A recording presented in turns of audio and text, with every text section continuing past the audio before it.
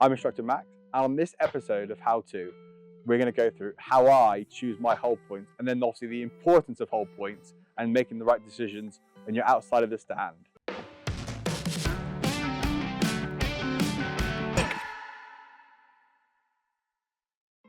So I make all my decisions outside of the stand, and I want to make sure they're absolutely perfect before I walk in the stand, whether that be hold points, lead, method, and everything else. I want to be able to see exactly what the person in front of me that I'm watching is seeing. So if the traps aren't exactly in front of me, or the clays aren't coming out in front of me, I'm going to be working the cage to try and get the best angle and try and see exactly what they're seeing inside there, because I don't want any surprises when I'm walking in there. Because the amount of time you see people and they're stood exactly behind the person shooting, but they can't see everything, they can't see the whole picture. Where I'm going to be working the cage to try and look over their opposite shoulder to try and see exactly what they're seeing, so I can pick that best possible point where my gun's going to be. Because obviously the amount of times where people walk in there with a rough idea and they're always making small adjustments to try and get it right while they're in there. When I walk in there, I want to be 100% perfect. So I will be walking the stand, I'll be having a look, I'll be looking over the person's shoulder, I'm working the stand. So I'm working the stand, and obviously what a lot of people do is obviously use clouds, which make me smile, because obviously clouds tend to move in the sky. I will use every single bit of detail I've got when I'm looking out there.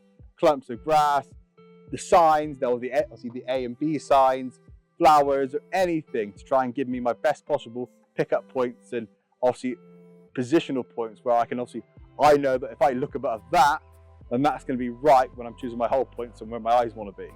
I want to make sure that I'm getting it 100% right as much of the time as possible.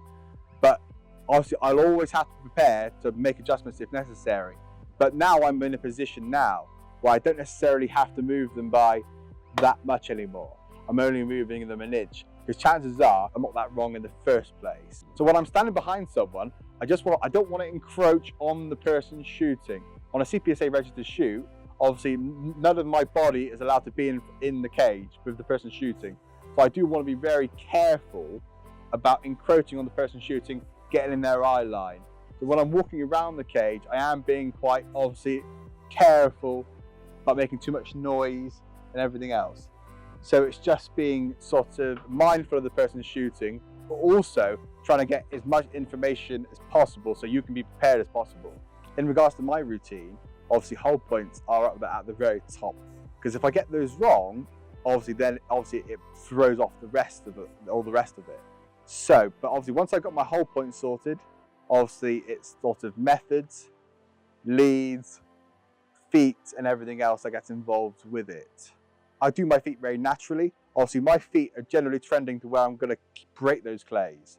So that's always very natural to me. Obviously you rarely ever see me stood side on. Obviously I've chosen my hold points, I've chosen my method, and I've chosen my lead. So I'm always very careful about my feet, not to put myself at a difficult angle that I can't actually manage to break the clay. But generally I'm always standing very square, and obviously making sure that everything is being broken in between the angle of my feet.